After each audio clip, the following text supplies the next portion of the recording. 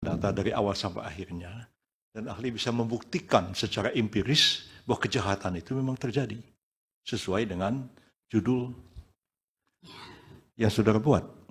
Kalau hanya saudara meneliti software sistemnya, apakah cukup alasan Anda mengatakan Sirekap saksi bisu kejahatan pemilu 2014? Apa yang sebenarnya saudara sudah teliti?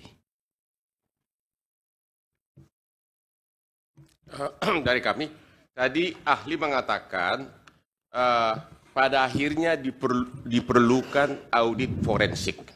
Pertanyaannya, apakah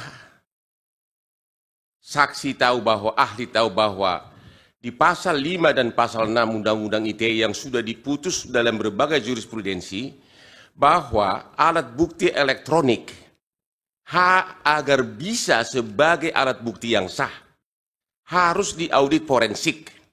Sebagaimana tadi Anda mengatakan diperlukan audit forensik yang ada tata caranya. Antara lain dengan alat celebrate seperti kemarin ahli mengatakan. Pertanyaannya, karena belum pernah dilakukan alat bukti forensik yang sah, yang diterima oleh undang-undang, apakah dengan demikian semua protes terhadap Sirekap ini tidak bisa dipakai sebagai alat bukti? Karena untuk jadi alat bukti harus alat bukti berupa audit forensik yang kata undang-undang ini harus menyeluruh. Terima kasih. Mohon izin mulia, ahli ini bukan ahli hukum atau ahli pidana. Ya, jadi nanti, salah. Ya, biar nanti salah pertanyaannya. Ahli nanti yang mempertimbangkan untuk dijawab. Dari Bawaslu ada pertanyaan? Terima kasih yang mulia.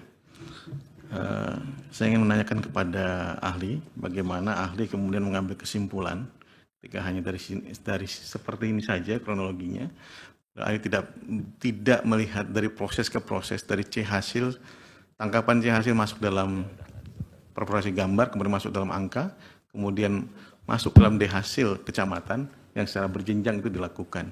Berapa jumlah kemudian yang kemudian bisa ahli mengambil kesimpulan bahwa terjadi permasalahan yang kemudian membuat ahli menyatakan ini sebagai kejahatan, saksi bisu kejahatan pemilu.